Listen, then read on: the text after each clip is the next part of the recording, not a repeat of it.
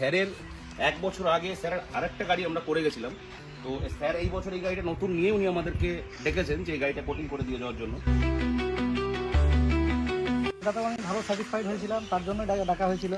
তো আমারও আমি স্যাটিসফাইড। একটা ব্র্যান্ড নিউ গাড়িতে উইদাউট প্রোটেকশনে যদি আপনি গাড়িটাকে ইউজ করুন তো আপনার গাড়িটার কালারটা কীভাবে ফেড হতে পারে দেখুন।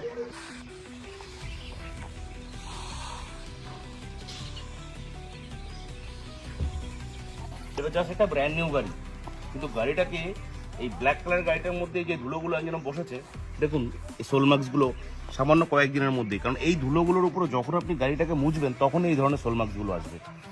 আর এই যে এই ধরনের দাগগুলো আপনি এগুলো কোনোভাবেই আটকাতে পারবেন না। এই আয়রন, তারপরে আমাদের যেই গাড়িটা যে জলটা দিয়ে ধোয়া হয় আয়রন জলটা, সেই আয়রন জলটা যখনই গাড়ির মধ্যে ধোয়া হয় তখন ওই আয়রন জলের কার্বনটা আস্তে আস্তে গাড়ির মধ্যে পার্মানেন্ট হতে থাকে, আর ওই কারণে গাড়ির রংটা আরও ফেড দেখায়। তো এই কারণে বলি সেরামিক কোটিংয়ের প্রোটেকশনের লেয়ারটা যদি আপনি গাড়ির মধ্যে নিয়ে রাখেন তাহলে এই ব্ল্যাক কালারটাকে পুরো সেরামিক কোটিংয়ের লেয়ারটাই রোদ জল বৃষ্টি ধুলোবালি সমস্ত কিছু থেকে বাঁচাবে।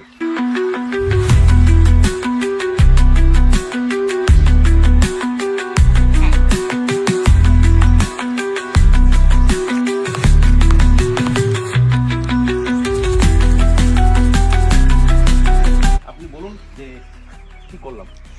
অবশ্যই ভালো। কিছু কিছু দাগ ছিল, এর আগেও করেছি আমি বিগত 1 বছর আগে, যেটা আমার গাড়ি ছিল। তো সেটাতেও আমি ভালো স্যাটিসফাইড হয়েছিলাম, তার জন্য ডাকা হয়েছিল। তো আমারও আমি satisfied. Okay sir, any problem একটা কল।